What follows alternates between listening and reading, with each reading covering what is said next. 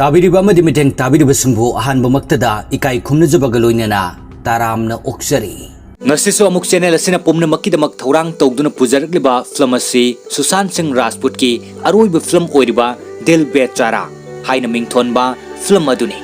film asi 2020 gi 4th November da release tawkiba romance drama hairiba category asugi manung chanba adugumlaba film amani film asina fangkiba rating sing IMDb da 10 gi manungda 8.1 Rotten Tomatoes tana 87% aduga Google user singna 98% gi like tawba adugumlaba film ni film asigi story writer na Sasang Khaitan amadi Suprotim Sengputa aduga film asigi director na Mukesh Chabra film asina madu changkiba senfam na crore kuntra aduga film asina tankiba box office collection gi apunmu senfam na chaurak na crore lising animuk tanki hairi film asi John Green gi 2012 to fongkiba The Fault in Our Stars hariba novel aduda yomfam oiriga puthokpa Sushant Singh Rajput na aroiba oina kumlamba film ni film asida maru oina saktam langiba sing kharadang pallabada Emmanuel Rajkumar Jr. Many gi saktam da Sushant Singh Rajput Many gi mamanaba Jagadish Pandey JP gi saktam da Sahil Bhet film asigi heroine KG Basu gi saktam da Sanjana Sanghi KG Basu gi mapa gi saktam da Saswata Chatterjee KG Basu gi mama gi saktam da Swastika Mukherjee Dr. Jha gi saktam da Sunit Tandon amadi isai mayek iba amadi saisakpa Abhimanyu Bir gi saktam dana Saif Ali Khan film asigi wari asi aduki matik ningthijai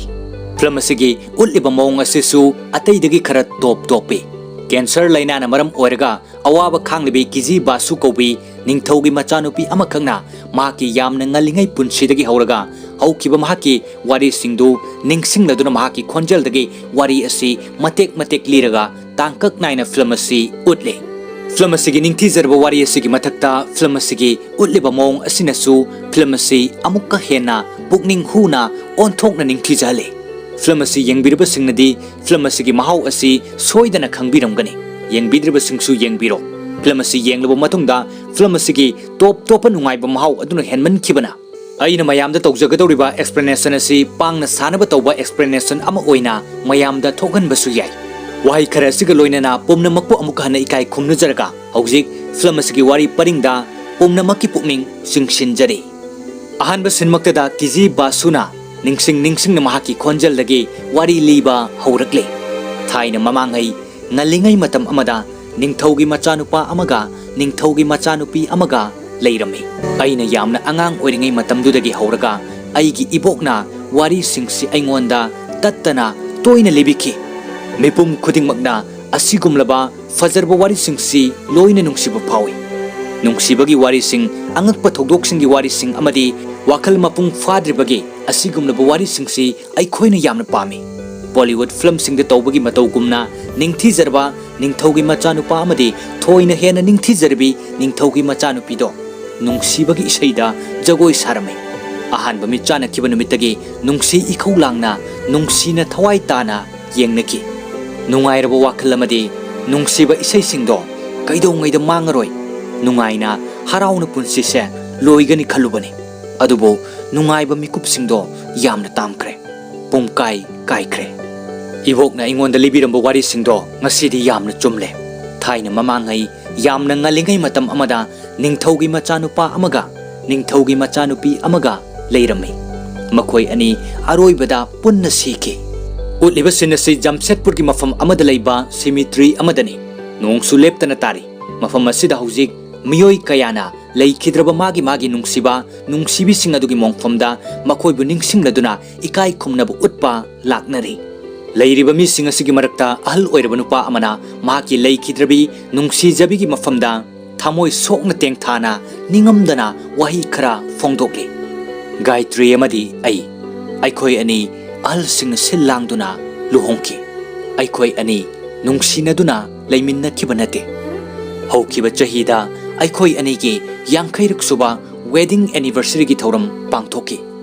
sanglaba chahi yangkhai gi matam asi aikhoi ani thawai hakchang lupna pukchel tinana nungsinana leiminarki aikhoi ani amana amabu ikai khumnaduna awa nungai khudingmak saruk yaminaduna lakibani ꯑꯩꯅ ꯐꯃꯨꯡꯗ ꯂꯩꯔꯤꯉꯩꯗ ꯑꯌꯨꯛ ꯈꯨꯗꯤꯡꯒꯤ ꯃꯍꯥꯛꯅ ꯑꯩꯒꯤ ꯆꯥ ꯄꯨꯔꯛꯈꯤꯕꯅꯤ꯫ ꯑꯗꯨꯕꯨ ꯑꯩꯕꯨ ꯊꯥꯗꯣꯛꯂꯝꯂꯒ ꯃꯍꯥꯛꯅ ꯑꯩꯉꯣꯟꯗꯒꯤ ꯍꯥꯟꯅ ꯆꯠꯈ꯭ꯔꯦ꯫ ꯋꯥꯍꯩ ꯈꯔ ꯑꯁꯤ ꯍꯥꯏꯔꯕ ꯃꯇꯨꯡꯗ ꯙꯔꯃꯒꯤ ꯑꯣꯏꯕ ꯂꯥꯏꯁꯣꯟ ꯇꯤꯟꯁꯣꯟꯒꯤ ꯊꯧꯔꯝ ꯄꯥꯡꯊꯣꯛꯂꯤ꯫ ꯀꯤꯖꯤ ꯕꯥꯁꯨ ꯍꯥꯏꯔꯤꯕ ꯅꯨꯄꯤ ꯑꯁꯤꯁꯨ ꯁꯤꯃꯤꯇ꯭ꯔꯤ ꯑꯁꯤꯗ ꯂꯥꯛꯇꯨꯅ ꯉꯁꯥꯏ ꯃꯈꯩ ꯑꯍꯜ ꯑꯃꯅ ꯇꯦꯡꯊꯥꯕꯒꯤ ꯈꯣꯟꯖꯦꯜ ꯑꯗꯨ ꯇꯥꯗꯨꯅ ꯅꯨꯡꯉꯥꯏꯇꯅ ꯃꯆꯤ ꯑꯃꯗꯒꯤ ꯌꯦꯡꯗꯨꯅ ꯂꯩꯔꯤꯕꯅꯤ꯫ ꯀꯤꯖꯤ ꯕꯥꯁꯨ ꯍꯥꯏꯔꯤꯕ ꯅꯨꯄꯤ ꯑꯁꯤꯗꯤ ꯊꯥꯏꯔꯣꯏꯗ ꯀꯦꯟꯁꯔ ꯃꯥꯌꯣꯛꯅꯗꯨꯅ ꯂꯩꯔꯤꯕꯅꯤ꯫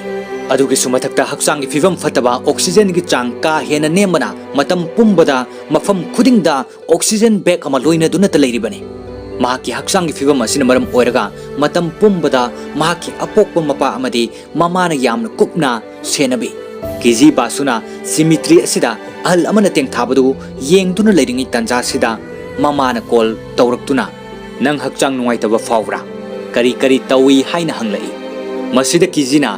ꯑꯍꯜ ꯈꯔꯅ ꯂꯥꯏꯁꯣꯟ ꯇꯤꯟꯁꯣꯟꯒꯤ ꯊꯕꯛ ꯑꯃ ꯄꯥꯡꯊꯣꯛꯄꯗꯨꯗ ꯋꯥ ꯉꯥꯡꯕ ꯂꯥꯡꯕꯗꯨ ꯅꯨꯡꯉꯥꯏꯔꯣꯏ ꯈꯟꯗꯨꯅ ꯀꯤꯖꯤꯅ "ꯏꯃꯥ, ꯑꯩ ꯍꯧꯖꯤꯛ ꯋꯥ ꯉꯥꯡꯕ ꯌꯥꯗꯦ" ꯍꯥꯏꯅ ꯈꯨꯝꯃꯤ꯫ ꯃꯁꯤꯗ ꯃꯃꯥꯅ ꯄꯥꯈꯠꯅ "ꯅꯪ ꯁꯣꯔ ꯍꯣꯟꯕ ꯅꯨꯡꯉꯥꯏꯇꯕ꯭ꯔꯥ?" ꯍꯪꯂꯛꯏ꯫ ꯀꯤꯖꯤꯁꯨ "ꯑꯩ ꯀꯔꯤꯁꯨ ꯇꯧꯗꯦ ꯏꯃꯥ" ꯍꯥꯏꯅ ꯈꯨꯝꯃꯤ꯫ ꯀꯤꯖꯤꯒꯤ ꯃꯃꯥꯅ ꯑꯃꯨꯛ "ꯀꯤꯖꯤ, ꯀꯔꯤꯅꯣ ꯅꯪꯅ ꯍꯥꯏꯔꯤꯕꯗꯨꯕꯣ? ꯅꯪꯒꯤ ꯁꯤꯂꯤꯟꯗꯔꯗꯨ ꯑꯣꯛꯁꯤꯖꯦꯟ ꯌꯥꯎꯗ꯭ꯔꯕ꯭ꯔꯥ?" ꯍꯥꯏꯅ ꯍꯪꯂꯛꯄꯗ ꯀꯤꯖꯤꯅ "ꯏꯃꯥ, ꯏꯪꯅ ꯑꯃꯨꯛꯇꯗꯤ ꯂꯩꯕꯤꯌꯨꯕ, ꯑꯩ ꯍꯧꯖꯤꯛ ꯁꯤꯅꯦꯃꯥ ꯌꯦꯡꯐꯝꯗ ꯂꯩ, ꯊꯝꯃꯒꯦ" ꯍꯥꯏꯗꯨꯅ ꯀꯤꯖꯤ ꯐꯣꯟ ꯑꯗꯨ ꯊꯥꯡꯊꯩ꯫ ꯑꯗꯨꯒ ꯂꯥꯏꯁꯣꯟ ꯇꯤꯟꯁꯣꯟꯒꯤ ꯊꯧꯔꯝ ꯑꯗꯨ ꯂꯣꯏꯔꯗꯨꯅ ꯀꯤꯖꯤꯅ ꯃꯣꯡꯐꯝꯗ ꯇꯦꯡꯊꯥꯔꯤꯕꯁꯤꯡ ꯑꯗꯨꯒꯤ ꯃꯅꯥꯛꯇ ꯆꯪꯁꯤꯟꯗꯨꯅ ꯃꯈꯣꯏꯕꯨ ꯅꯨꯡꯁꯤꯅ ꯀꯣꯜꯂꯤ꯫ ꯑꯗꯨꯒ ꯑꯃꯨꯛ ꯕꯦꯛꯒ꯭ꯔꯥꯎꯟꯗ ꯀꯤꯖꯤ ꯕꯥꯁꯨꯒꯤ ꯈꯣꯟꯖꯦꯜꯗ ꯋꯥꯔꯤ ꯑꯃꯨꯛ ꯂꯤꯔꯛꯂꯤ꯫ ꯂꯩꯔꯝꯂꯤꯕ ꯃꯈꯣꯏꯁꯤꯡ ꯑꯁꯤ ꯑꯩꯒ ꯃꯔꯤ ꯀꯔꯤꯁꯨ ꯊꯣꯛꯅꯕ ꯅꯠꯇꯦ꯫ ꯃꯈꯣꯏ ꯑꯁꯤ ꯁꯛꯈꯪꯗꯕ ꯃꯤꯇꯣꯞ ꯉꯥꯛꯇꯅꯤ, ꯑꯗꯨꯒ ꯑꯩꯁꯨ ꯃꯈꯣꯏꯅ ꯃꯁꯛ ꯈꯪꯕ ꯅꯠꯇꯦ꯫ ꯑꯗꯨꯕꯨ ꯀꯔꯤꯒꯤꯅꯣ ꯈꯪꯗꯦ, ꯑꯩꯅ ꯃꯈꯣꯏꯕꯨ ꯅꯨꯡꯁꯤꯅ ꯀꯣꯟꯕ ꯃꯇꯝꯗ ꯄꯨꯛꯅꯤꯡꯁꯦ ꯂꯩꯇꯥꯅ ꯑꯋꯥꯕꯁꯤꯡꯁꯦ ꯈꯔ ꯀꯣꯛꯄꯒꯨꯝ ꯐꯥꯎꯏ꯫ ꯃꯁꯤꯒꯤ ꯑꯁꯥꯎꯕ ꯅꯨꯄꯤꯁꯦ ꯑꯩꯒꯤ ꯏꯃꯥꯅꯤ꯫ ꯑꯁꯨꯝꯅ ꯃꯍꯥꯛꯅ ꯕꯦꯛꯒ꯭ꯔꯥꯎꯟꯗ ꯉꯥꯡꯕꯒꯤ ꯈꯣꯟꯖꯦꯜ ꯑꯁꯤ ꯂꯣꯏꯈ꯭ꯔꯕ ꯃꯇꯨꯡꯗ ꯃꯃꯥꯅ ꯂꯧꯕ ꯂꯥꯛꯇꯨꯅ ꯔꯤꯛꯁꯣ ꯇꯣꯡꯗꯨꯅ ꯆꯠꯅ ꯋꯥꯔꯤ ꯁꯥꯏ꯫ ꯃꯃꯥꯅ ꯔꯤꯛꯁꯣ ꯗ꯭ꯔꯥꯏꯚꯔ ꯑꯗꯨꯗ ꯀꯤꯖꯤꯁꯤ ꯀꯔꯝꯕ ꯃꯇꯝꯗ ꯃꯐꯝꯁꯤꯗ ꯂꯥꯛꯏ ꯍꯥꯏꯅ ꯍꯪꯉꯤ꯫ ꯃꯁꯤꯗ ꯔꯤꯛꯁꯣ ꯗ꯭ꯔꯥꯏꯚꯔ ꯑꯗꯨꯅ ꯄꯨꯡ ꯑꯃꯃꯨꯛꯀꯤ ꯃꯃꯥꯡꯗ ꯂꯥꯛꯏ ꯍꯥꯏꯅ ꯈꯨꯝꯕꯗꯨꯗ ꯀꯤꯖꯤꯅ ꯍꯥꯏꯔꯛꯏ, "ꯑꯣꯏꯗꯕ ꯉꯥꯡꯒꯅꯨ ꯏꯃꯥ, ꯑꯩ ꯁꯤꯅꯦꯃꯥ ꯌꯦꯡꯕ ꯂꯣꯏꯔꯒ ꯃꯐꯝ ꯑꯁꯤꯗ ꯃꯤꯅꯤꯠ 15ꯃꯨꯛꯇ ꯉꯥꯏꯔꯤ ꯂꯥꯛꯄ"꯫ ꯃꯁꯤꯗ ꯃꯃꯥꯅ "ꯁꯣꯏꯗ꯭ꯔꯦꯀꯣ, ꯅꯪ ꯁꯦꯡꯗꯤ ꯁꯦꯡꯂꯦꯀꯣ, ꯀꯔꯤ ꯐꯤꯂꯝꯅꯣ ꯅꯪꯅ ꯌꯦꯡꯂꯤꯁꯦ?" ꯍꯥꯏꯅ ꯍꯪꯂꯛꯄꯗ ꯀꯤꯖꯤꯅ "ꯑꯅꯧꯕ ꯐꯤꯂꯝꯅꯤ, ꯗꯦꯕꯤꯗ ꯙꯋꯟꯒꯤ ꯃꯆꯥꯅꯨꯄꯥꯒꯤ ꯗꯥꯟꯁ ꯇꯧꯕꯒꯤ ꯐꯤꯂꯝꯗꯣ" ꯍꯥꯏꯅ ꯈꯨꯝꯃꯤ꯫ ꯀꯤꯖꯤ ꯕꯥꯁꯨ ꯍꯥꯏꯔꯤꯕ ꯅꯨꯄꯤ ꯑꯁꯤ ꯏꯁꯩ ꯑꯃꯗꯤ ꯗꯥꯟꯁꯄꯨ ꯌꯥꯝꯅ ꯄꯥꯝꯖꯕꯤ ꯅꯨꯄꯤ ꯑꯃꯈꯛꯅꯤ꯫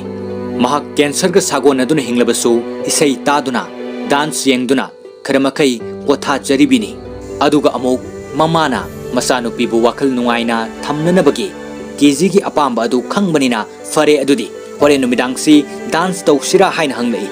ꯀꯤꯖꯤꯁꯨ "ꯌꯥꯏꯌꯦ ꯏꯃꯥ" ꯍꯥꯏꯅ ꯍꯔꯥꯎꯅ ꯅꯣꯛꯇꯨꯅ ꯈꯨꯝꯃꯤ꯫ ꯃꯇꯥꯡꯁꯤꯗ ꯔꯤꯛꯁꯣ ꯗ꯭ꯔꯥꯏꯚꯔ ꯑꯗꯨꯅ ꯑꯃꯨꯛ "ꯑꯗꯨꯒꯤ ꯃꯃꯤꯡꯗꯨꯒꯤ ꯐꯤꯂꯝ ꯂꯩꯇꯦꯗ" ꯍꯥꯏꯅ ꯍꯥꯏꯔꯛꯄꯗꯨꯗ ꯀꯤꯖꯤꯅ "ꯅꯪꯅ ꯊꯧꯒꯗꯕꯗꯣ ꯑꯗꯨꯝ ꯊꯧꯕ ꯌꯥꯗ꯭ꯔꯥ? ꯋꯥꯔꯤ ꯁꯥꯟꯅꯕ ꯑꯁꯤꯗ ꯅꯪꯅ ꯌꯥꯎꯔꯛꯄꯒꯤ ꯀꯔꯤ ꯃꯊꯧ ꯂꯩꯕꯒꯦ?" ꯍꯥꯏꯅ ꯍꯥꯏꯔꯝꯃꯤ꯫ ꯑꯗꯨꯒ ꯕꯦꯛꯒ꯭ꯔꯥꯎꯟꯗ ꯑꯃꯨꯛ ꯀꯤꯖꯤ ꯕꯥꯁꯨꯒꯤ ꯈꯣꯟꯖꯦꯜꯗ ꯑꯃꯨꯛ ꯋꯥꯔꯤ ꯂꯤꯔꯤ꯫ "ꯑꯩꯒꯤ ꯏꯃꯥ, ꯑꯩ ꯑꯃꯗꯤ ꯔꯤꯛꯁꯣ ꯗ꯭ꯔꯥꯏꯚꯔ ꯗꯨꯔꯒꯦꯁ, ꯑꯩꯈꯣꯏ ꯑꯍꯨꯝ ꯋꯥꯔꯤ ꯁꯥꯗꯨꯅ ꯑꯄꯤꯛꯄ ꯂꯝꯕꯤꯗꯨꯗ ꯌꯨꯝꯗ ꯍꯜꯂꯛꯈꯤ꯫ ꯖꯝꯁꯦꯗꯄꯨꯔꯗ ꯑꯩꯒꯤ ꯑꯄꯤꯛꯄ ꯇꯥꯏꯕꯪ ꯑꯃ ꯂꯩ꯫ ꯑꯩꯒꯤ ꯃꯤꯡꯅ ꯀꯤꯖꯤ ꯕꯥꯁꯨ꯫ ꯀꯔꯤꯒꯤꯗꯃꯛꯇꯅꯣ ꯍꯥꯏꯕꯗꯣ ꯑꯩꯉꯣꯟꯗ ꯍꯪꯂꯛꯀꯅꯨ꯫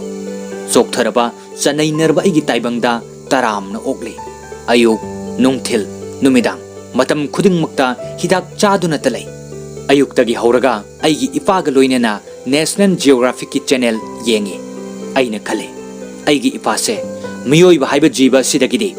ꯁꯥ ꯎꯆꯦꯛꯁꯤꯡꯗꯅ ꯍꯦꯟꯅ ꯅꯨꯡꯁꯤꯖꯩ꯫ ꯀꯤꯖꯤꯒꯤ ꯃꯄꯥ ꯑꯃꯗꯤ ꯃꯃꯥꯅ ꯇꯤꯚꯤ ꯌꯦꯡꯂꯕꯁꯨ, ꯀꯔꯤꯒꯨꯝꯕ ꯑꯃ ꯇꯧꯔꯕꯁꯨ ꯑꯋꯥꯕ ꯂꯩꯅꯥ ꯑꯃꯒ ꯂꯣꯏꯅꯅ ꯍꯤꯡꯂꯤꯕꯤ ꯃꯆꯥꯅꯨꯄꯤꯕꯨ ꯍꯔꯥꯎꯅꯕ, ꯅꯣꯛꯅꯕꯇ ꯍꯣꯠꯅꯖꯩ꯫ ꯃꯃꯥꯅ ꯀꯤꯖꯤꯗ ꯆꯥꯅꯅꯕ ꯈꯔ ꯏꯟꯅꯕ ꯀꯤꯖꯤꯒꯤ ꯃꯅꯥꯛꯇ ꯆꯪꯂꯛꯇꯨꯅ "ꯀꯤꯖꯤ, ꯁꯤ ꯆꯥꯊꯣꯛꯑꯣ, ꯌꯥ ꯀꯥꯊꯣꯛꯑꯣ" ꯍꯥꯏꯗꯨꯅ ꯀꯤꯖꯤꯗ ꯏꯟꯕꯤ꯫ ꯀꯤꯖꯤꯅ "ꯏꯃꯥ, ꯑꯩ ꯆꯥꯅꯤꯡꯗꯦ" ꯍꯥꯏꯗꯨꯅ ꯌꯥ ꯀꯥꯊꯣꯛꯎ ꯌꯥꯗꯕꯗꯨꯗ ꯃꯃꯥꯅ "ꯃꯁꯤ ꯅꯪꯅ ꯌꯥꯝꯅ ꯄꯥꯝꯖꯕ ꯆꯤꯖ ꯀꯦꯛꯇꯨꯅꯤ" ꯍꯥꯏꯅ ꯍꯥꯏ꯫ ꯀꯤꯖꯤꯅ ꯃꯃꯥꯗ "ꯑꯩ ꯆꯤꯖ ꯀꯦꯛ ꯄꯥꯝꯗꯦ" ꯍꯥꯏ꯫ ꯃꯃꯥꯅ "ꯀꯝꯗꯧꯅ ꯅꯪꯅ ꯆꯤꯖ ꯀꯦꯛ ꯄꯥꯝꯗ꯭ꯔꯤꯕꯅꯣ? ꯅꯪꯁꯦ ꯕꯦꯡꯒꯥꯂꯤ ꯑꯁꯦꯡꯕ ꯅꯠꯇꯕ꯭ꯔꯥ?" ꯍꯥꯏꯅ ꯍꯥꯏꯔꯒ ꯑꯇꯣꯞꯄ ꯀꯤꯖꯤꯅ ꯆꯥꯅꯅꯕ ꯑꯆꯥꯄꯣꯠ ꯁꯦꯝꯂꯤ꯫ ꯑꯗꯨꯒ ꯕꯦꯛꯒ꯭ꯔꯥꯎꯟꯗ ꯑꯃꯨꯛ ꯀꯤꯖꯤꯒꯤ ꯈꯣꯟꯖꯦꯜꯗ "ꯑꯩꯒꯤ ꯏꯃꯥꯅ ꯈꯜꯂꯤ, ꯑꯩꯅ ꯄꯥꯝꯕ ꯑꯇꯣꯞꯄ ꯑꯆꯥꯄꯣꯠꯁꯤꯡꯗꯣ ꯄꯤꯖꯔꯕꯗꯤ ꯁꯔꯨꯗ ꯈꯨꯗꯣꯡꯊꯤꯕ ꯊꯣꯛꯄ ꯌꯥꯏ" ꯍꯥꯏꯅ꯫ ꯃꯔꯝ ꯑꯁꯤꯅꯅꯤ ꯕꯦꯡꯒꯥꯂꯤꯒꯤ ꯆꯤꯖ ꯀꯦꯛ ꯄꯤꯖꯅꯕ ꯇꯧꯔꯤꯕꯁꯦ꯫ ꯑꯩꯁꯦ ꯁꯣꯏꯗꯅ ꯗꯥꯏꯕꯦꯇꯤꯁꯅ ꯍꯥꯠꯂꯒꯗꯕꯅꯤ ꯀꯦꯟꯁꯔꯅ ꯍꯥꯠꯇ꯭ꯔꯤꯉꯩꯗ ꯍꯣꯏ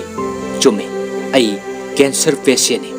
ꯊꯥꯏꯔꯣꯏꯗ ꯀꯦꯟꯁꯔ ꯃꯁꯤꯒꯤ ꯁꯤꯂꯤꯟꯗꯔꯁꯦ ꯑꯩꯒꯤꯗꯤ ꯈ꯭ꯋꯥꯏꯗꯒꯤ ꯅꯛꯅ ꯂꯣꯏꯅꯕ ꯇꯤꯟꯅꯕ ꯃꯔꯨꯞꯅꯤ ꯃꯁꯤꯗ ꯑꯩꯒꯤ ꯑꯣꯛꯁꯤꯖꯦꯟ ꯌꯥꯎꯔꯤꯕꯅꯤ ꯃꯁꯤꯅ ꯑꯩꯒꯤꯗꯤ ꯊꯧꯖꯥꯜ ꯄꯨꯝꯅꯃꯛ ꯄꯤꯅꯕꯤꯔꯤꯕꯅꯤ ꯑꯗꯨꯕꯨ ꯃꯁꯤꯒꯤ ꯋꯦꯠ ꯑꯁꯤꯅ ꯑꯩꯕꯨ ꯑꯋꯥꯕ ꯑꯃ ꯑꯣꯏꯍꯟꯗꯕꯗꯤ ꯅꯠꯇꯦ ꯃꯁꯤ ꯗꯣꯛꯇꯔ ꯓꯥꯅ ꯑꯩꯉꯣꯟꯗ ꯄꯤꯅꯕꯤꯕ ꯁꯪꯕꯥꯅꯕ ꯑꯇꯤꯌꯥ ꯑꯃꯅꯤ ꯑꯗꯨꯒ ꯍꯧꯖꯤꯛ ꯗꯣꯛꯇꯔ ꯓꯥꯒꯤ ꯃꯅꯥꯛꯇ ꯃꯄꯥꯒ ꯂꯣꯏꯅꯅ ꯀꯤꯖꯤ ꯆꯦꯛ ꯆꯠꯂꯤ ꯗꯣꯛꯇꯔ ꯓꯥꯅ ꯍꯥꯏ ꯅꯪꯁꯦ ꯌꯥꯝꯅ ꯊꯧꯅꯥ ꯂꯩꯕꯤ ꯅꯨꯄꯤꯅꯤ ꯑꯗꯨꯒ ꯃꯇꯝ ꯁꯥꯡꯅ ꯊꯧꯅꯥ ꯂꯩꯅ ꯅꯁꯥ ꯀꯟꯅ ꯂꯩꯈꯤꯅꯤ ꯍꯥꯏꯕꯁꯦ ꯑꯩꯅ ꯊꯥꯖꯩ ꯑꯁꯨꯝꯅ ꯍꯥꯏꯔꯕ ꯃꯇꯨꯡꯗ ꯕꯦꯛꯒ꯭ꯔꯥꯎꯟꯗ ꯀꯤꯖꯤꯒꯤ ꯈꯣꯟꯖꯦꯜꯗ ꯑꯃꯨꯛ ꯉꯥꯡꯂꯤ ꯑꯩ ꯊꯧꯅꯥ ꯂꯩꯕ ꯀꯟꯕꯗꯣ ꯑꯩ ꯄꯥꯝꯗꯦ ꯑꯩ ꯅꯣꯔꯃꯦꯜ ꯑꯣꯏꯅ ꯃꯌꯥꯝꯅ ꯍꯤꯡꯅꯔꯤꯕ ꯄꯨꯟꯁꯤ ꯑꯁꯤꯒꯨꯝ ꯍꯤꯡꯕ ꯄꯥꯝꯃꯤ ꯅꯣꯔꯃꯦꯜ ꯅꯨꯄꯤ ꯃꯆꯥ ꯑꯃꯅ ꯅꯣꯛꯄ ꯑꯗꯨꯒꯨꯝꯅ ꯑꯩꯁꯨ ꯅꯣꯛꯄ ꯄꯥꯝꯃꯤ ꯑꯗꯨꯒ ꯃꯌꯥꯝꯅ ꯊꯦꯡꯅꯔꯤꯕ ꯅꯣꯔꯃꯦꯜ ꯑꯣꯏꯕ ꯃꯔꯝꯒꯤ ꯀꯞꯄꯗꯣ ꯑꯩ ꯄꯥꯝꯃꯤ ꯑꯩꯅ ꯈ꯭ꯋꯥꯏꯗꯒꯤ ꯁꯥꯎꯅꯤꯡꯕ ꯉꯥꯡꯅꯤꯡꯕꯁꯦ ꯅꯨꯄꯤꯁꯤꯡꯅ ꯌꯥꯝꯅ ꯀꯥ ꯍꯦꯟꯅ ꯀꯧꯕ ꯁ꯭ꯀꯔꯠ ꯁꯦꯠꯄ ꯂꯨꯖꯗꯕ ꯃꯑꯣꯡꯗ ꯐꯤꯔꯣꯜ ꯁꯦꯠꯄꯁꯤꯅꯤ ꯑꯩꯁꯨ ꯀꯣꯂꯦꯖꯁꯤꯒꯤ ꯈ꯭ꯋꯥꯏꯗꯒꯤ ꯃꯁꯛ ꯐꯖꯕ ꯅꯨꯄꯥꯒ ꯂꯣꯏꯅꯕ ꯑꯩꯒꯤꯗꯃꯛꯇ ꯂꯦꯞꯄꯤꯕꯗꯣ ꯑꯩꯁꯨ ꯄꯥꯝꯃꯤ ꯑꯗꯨꯕꯨ ꯃꯁꯤ ꯑꯩꯅ ꯈꯟꯖꯕ ꯈꯛꯇ ꯃꯉꯥꯏꯔꯦ ꯑꯩꯒꯤ ꯍꯤꯔꯣ ꯍꯥꯏꯔꯒꯗꯤ ꯑꯩꯒꯤ ꯑꯣꯛꯁꯤꯖꯦꯟ ꯁꯤꯂꯤꯟꯗꯔ ꯑꯁꯤꯅ ꯑꯩꯒꯤ ꯂꯦꯞꯄꯤꯔꯤꯕꯁꯤ ꯃꯉꯥꯏꯔꯦ ꯑꯩꯅ ꯈꯜꯂꯤ ꯑꯩꯁꯦ ꯃꯥꯏꯊꯤꯔꯕ ꯃꯤꯁꯛ ꯑꯃꯅꯤ ꯄꯨꯝꯅꯃꯛꯁꯤ ꯑꯩꯉꯣꯟꯗ ꯇꯝꯂꯝꯗ꯭ꯔꯕꯁꯨ ꯑꯩꯒꯤ ꯊꯧꯖꯥꯜ ꯑꯣꯏꯅꯕ ꯑꯃꯈꯛꯇꯪꯗꯤ ꯂꯩ ꯑꯩ ꯑꯚꯤꯃꯟꯌꯨ ꯕꯤꯔꯒ ꯎꯅꯕ ꯄꯥꯝꯃꯤ ꯃꯍꯥꯛꯁꯦ ꯑꯩꯒꯤ ꯐꯦꯚꯔꯥꯏꯠ ꯃ꯭ꯌꯨꯖꯤꯛꯁꯤꯌꯥꯟ ꯑꯃꯅꯤ ꯑꯗꯨꯕꯨ ꯑꯄꯥꯝꯕ ꯈꯨꯗꯤꯡꯃꯛꯁꯦ ꯁꯣꯏꯗꯅ ꯊꯨꯡꯒꯅꯤ ꯐꯪꯒꯅꯤ ꯍꯥꯏꯕꯗꯤ ꯂꯩꯇꯦ ꯐꯔꯦ ꯉꯁꯤꯒꯤꯗꯤ ꯌꯥꯔꯦ ꯑꯩꯈꯣꯏ ꯍꯌꯦꯡꯗꯤ ꯎꯅꯒꯗ꯭ꯔꯥ ꯀꯤꯖꯤ ꯕꯥꯁꯨꯒꯤ ꯆꯣꯛꯊꯔꯕ ꯑꯇꯣꯞꯄ ꯆꯅꯩꯅꯕ ꯅꯣꯡꯉꯥꯟꯕꯒꯤ ꯅꯨꯃꯤꯠ ꯑꯃꯨꯛ ꯃꯊꯪꯒꯤ ꯅꯣꯡꯉꯥꯟꯕꯒꯤ ꯁꯤꯟꯗ ꯀꯤꯖꯤ ꯂꯝꯕꯤꯗ ꯈꯣꯡꯅ ꯇꯞꯅ ꯇꯞꯅ ꯂꯥꯛꯏ ꯀꯤꯖꯤꯅ ꯑꯁꯨꯝ ꯂꯥꯛꯄꯅ ꯂꯝꯕꯤꯒꯤ ꯃꯇꯥꯏ ꯑꯃꯗ ꯅꯨꯄꯥ ꯑꯅꯤꯅ ꯏꯁꯩ ꯊꯥꯗꯨꯅ ꯗꯥꯟꯁ ꯇꯧꯗꯨꯅ ꯂꯩꯔꯝꯃꯤ ꯀꯤꯖꯤꯗꯤ ꯗꯥꯟꯁ ꯑꯃꯗꯤ ꯏꯁꯩꯗ ꯍꯥꯟꯅꯗꯒꯤ ꯉꯥꯎꯖꯕ ꯊꯋꯥꯏ ꯇꯥꯖꯕꯅꯤꯅ ꯃꯍꯥꯛꯅ ꯂꯦꯞꯇꯨꯅ ꯃꯤꯠ ꯀꯨꯞꯇꯕ ꯃꯈꯩ ꯊꯋꯥꯏ ꯇꯥꯅ ꯌꯦꯡꯗꯨꯅ ꯂꯩ ꯂꯝꯕꯤꯒꯤ ꯃꯇꯥꯏ ꯑꯃꯗ ꯗꯥꯟꯁ ꯇꯧꯗꯨꯅ ꯂꯩꯔꯝꯂꯤꯕ ꯅꯨꯄꯥ ꯑꯅꯤ ꯑꯁꯤ ꯑꯇꯩ ꯀꯅꯥꯁꯨ ꯅꯠꯇꯦ ꯑꯃꯅ ꯇꯥꯏꯕꯪꯄꯥꯜ ꯑꯁꯤꯗꯒꯤ ꯂꯥꯞꯅ ꯆꯠꯈ꯭ꯔꯕꯁꯨ ꯃꯌꯥꯝꯒꯤ ꯊꯃꯣꯏꯗ ꯑꯗꯨꯃꯛ ꯂꯦꯡꯗꯅ ꯂꯩꯔꯤꯕ ꯃꯤꯌꯥꯝꯒꯤ ꯁꯨꯁꯥꯟ ꯁꯤꯡ ꯔꯥꯖꯄꯨꯠ ꯐꯤल्म ꯑꯁꯤꯗꯅ इमानुएल राजकुमार जूनियर ꯃꯌꯥꯝꯅ ꯃꯦꯅꯤ ꯍꯥꯏꯔꯒ ꯍꯦꯟꯅ ꯈꯪꯅꯩ ꯑꯗꯨꯒ ꯑꯇꯣꯞꯄ ꯑꯃꯁꯤꯅ ꯃꯦꯅꯤꯒꯤ ꯌꯥꯝꯅ ꯅꯛꯅꯕ ꯃꯔꯨꯞ ꯖꯒꯗꯤꯁ ꯄꯥꯟꯗꯦ JPꯅꯤ ꯑꯗꯨꯒ ꯗꯥꯟꯁ ꯇꯧꯅ ꯇꯧꯅ ꯖꯒꯗꯤꯁ ꯄꯥꯟꯗꯦꯅ ꯃꯦꯅꯤꯗ ꯃꯦꯅꯤ ꯃꯁꯤꯒꯤ ꯏꯁꯩꯁꯤ ꯁꯨꯄꯔꯁ꯭ꯇꯥꯔ ꯔꯖꯅꯤꯀꯥꯟꯠꯀꯤ ꯏꯁꯩꯅꯤ ꯍꯥꯏꯕꯁꯤ ꯑꯣꯗꯤꯌꯟꯁꯁꯤꯡꯅ ꯈꯪꯒꯗ꯭ꯔꯥ ꯍꯥꯏꯅ ꯍꯥꯏ ꯃꯁꯤꯗ ꯃꯦꯅꯤꯅ ꯖꯒꯗꯤꯁ ꯑꯩꯈꯣꯏꯅ ꯃꯥꯕꯨ ꯅꯨꯡꯁꯤꯕꯒꯤꯗꯃꯛ ꯆꯨꯝꯅ ꯁꯣ ꯎꯠꯀꯗꯕꯅꯤ ꯇꯁꯦꯡꯕ ꯁꯣ ꯑꯗꯨꯗꯗꯤ ꯍꯤꯟꯗꯤꯗ ꯎꯠꯀꯗꯕꯅꯤ जगदीश पांडेना मतौ करमननो हंगबदा मेनीना अइना नंगोंदा उटकनी हायरगा मेनीना साइड क्लास ता उरिबा नुपी केजी दा ओनसिंदुना दिल बेचारा हाइदुना डांस तौसिली अदुगा अमुक जगदीश पांडे दा ओनसिंदुना JP अइगे सुमत पसक्तम अमा उनरे हाइबदा जगदीशना मसिदी नंगुमना निंगथीना सेमलकलबा माइथोंनि येंबदा मसिदी याय नखोय अनिमक तंजा से मांगनगनु येंगना हौरो असुमना हाइबदा मेनीना केजीदा अमुक ओनसिंदुना येंबदा केजीदु यामना थुना चटके अदुगा मथंगी सिंदा उलिबसी मयाम तिनबा इसै तोफम अमदा हारमोनियम खोंगबा अमगा दुलोक थिनबा नुपा अमगना मखोय अनिना थिन्ना खोंगना इसै सकले मखोय अनिना इसै सकपगी मोंगसिदा तिल्लिबा मयामदुना बोतल अहांगबा खुंदुना लंगसिनरे मसिदगी पोटचै सिंगदु पुदुना मनुंगदा चेंसनकी अदुगा इसै सिलिबा असगी होस्ट अदु थोलक्तुना आर्टिस्ट सिंगबु रेस्पेक्ट खरदे तौबियु हाइना मयामदा हाइ अदुगा मथंगदा मैजिक शो उटकदोरिबा असिना किसननी हाइदुना किसन कौबु नुपा अमा कौथोरई किसन कौबु मियोय असिसु फी मचेट अमा मखुटना नोइदुना थोगलकपदा मखोयगी मी अमना किसन नंगी सोदु कोन अतोप मतम अमदा उटलो हाइदुना मनुंगदा पुसनकी अदुगा मतंगसिदा मेनी थोगलई मसिदा मेनीबु खंगबु नुपी अमना मेनी स्टेज तगी यामना थुना कुमु नत्रगा नंगी नपादा कॉल तौरगा हाइदुउ हाइब्रा हाइना हाइबदा मेनीना हाइदुउ कॉल तौ हाइबगी मतागुम नंबर खरा हाइजिली अदुगा अमो मेनीना मैम अगी इपाना मसी पाम्बनी हाइना हाइरबा मतुंगदा मेनीने एक्टिंग तौतुना लाइट म्यूजिक हाइना लावी अदुगा म्यूजिक थारक्तुना दिल बेचारा हाइना सेहोबा फिल्म सिगी टाइटल सॉन्ग ओइरबा निंगथीजरबा इसै असिदा मेनीना यामना निंगथीजना अयेंगबसिंगी पुकनिंग हुना डांस तौबा हौरई हाइरिबा मफम असिदा किजीसु डांस असि येंगलिबनी अयेंगबसिंगना मेनीगी डांस असि थवाई हक्चांग याउना खोइदाना येंगबा मतुंगदा डांस असी लोइसिनखिदुना मथंगी नोंगानबगी सिंदा कीजीना कॉलेजदगी युमदा हन्ननबगी ममाना माबू लौब लाकपा ngairingaida मेनीना गाड़ी थौदुन लागलगा कीजीदा वारी साबा हौजिलै आइगी मिंग इमानुएल राजकुमार जूनियर हाइना हाइबदा कीजी सु आइगी मिंगना कीजी बासु कवे हाइना खुमलकलमै मसिदा कीजी हाइबा वाहि असि मेनीना लान अर्थ हनखिदुना आई नंगोंदा सोइदना चुपकनी बासु हाइना हाइरै अदुगा कीजीना नोक्तुना आई हाना ममांगदा फागी तौबसे अमुक्ता तारक्त्रि हाइना हाइबदा मेनीना अमुक आइना हाइरिसे फागी नते कनाना नंगी मिंगसी केसी हाइना थोलिनो हंगी मदुदा कीजीना कीसी हाइबा नते कीजी हाइबने मसी जम्बियान की मिंगनी हाइना हाइबदा मेनीना अदुबु करंब प्लानेट नो हाइना हंगे कीजीना खुमे जम्बियान से अफ्रीका द लई आई मफमदुदा पोकपने मसिदा मेनीना हाइरै अदुदि नंगी नराल नतेने आइना लानबा ओइरमेने कीजी हाइबगी अर्थ सिबु करिनो आई सुम खंगिंगदना हंगबनी कीजीना मतम पुम्नमक्ता नंग लोइनबा ngakno amani haina khumi aduga menina gari adu start tawduna lao ai thinbiramlage haina hai कीजीना aina thokpa chacharage haina khumbaduda karigino hangi aduda कीजीना नंगी नसक्तु येंगबदा यामना नातै चादबा मी माले नंगसे येंगबदा serial killer माले मसिदा मेनीना aina serial killer ama oire aduga nangna serial kisser ne ibani se jura chanare haina hairakpada कीजीना ममितो लाउथोक्तुना येंगदुना लै मतांगसिदा रिक्सो तोंगदुना mama लाक्लगा कीजीदा कौरै कीजीसु रिक्सोदा काखटके तवै मतांगसिदा अमु मेनीना कीजीगी ममादा हाय Mrs पासु आई कीजीगी अनोबा बॉयफ्रेंडनी हाइना हाइरकपदुदा कीजीसु ममासु ngakna yenglага रिक्सो तोंगदुना चटके मेनीसु मखुट हाइदुना लेहoi aduga amu कीजी बासुगी खोंजलदा background अमु वांगांगले करी करीगुम मतमदसु आइसे मयामगा चप मानना हिंगलिबगुम खंजब यावरई Emmanuel राजकुमार junior की मोंग मतौदा हेंजिनब मानबा लमकेट लमाइब मानबा मतौ ओइन उरबसु मागी मतौदा येंगनिंगबा अमदि पोले अदुना माबो अइना तथी तथी हाइदुना लापथोखनखिबदि अइ पामदे अदुगा मथंगी सिंद उरिबा सिना कैंसर काउंसलिंग ग्रुप ने चयोल खुदिंगी कैंसर काउंसलिंग तौबने मसिदा तेलिबसिंग असि कैंसर का सागोनने हिंगलिबसिंगनि मफमसिदा हौजे कीजी बासु अमदि मेनी सु यावरि कैंसर की डॉक्टर जाना मखोय सिंगसी अमममता वांगांगनबा हाइरई मखोय सिंग असि मरक्ता अमना हाना आइगी मिंग ओमकार कवे आई चही कुन माथोय सुरे आई हॉटकिन्स लिम्फोमा ना नाबने आई हंदकी चयोल सिदी याम फजन तुंबा यारे डॉक्टर जाना आइगी रिपोर्ट येंगबदसु आइसे हानदगी यामना फगले हाइना हाइ अदुबो आइगी नुंगसिरब मरुप मपांग सिंगदी नुंगाइना पुनब फंगद्रे मखोयगा वारी वाताई सानबा कोइबा चटपा खुदिंग मक्तो असुमना वांगांगलिंगाइदा मेनीना कीजीगी मनाक्ता चंगसिनदुना फमलगा कीजीदा लोना वा हाइरमे नंग आइगी फिल्म अमा एक तौगेरा मसिदा कीजीना करी हाइबा हाइना हंगलै मेनीना खुमे आइगी मरुप जगदीश पांडेगा आइगा आइखोय अनिना फिल्म अमा सेमले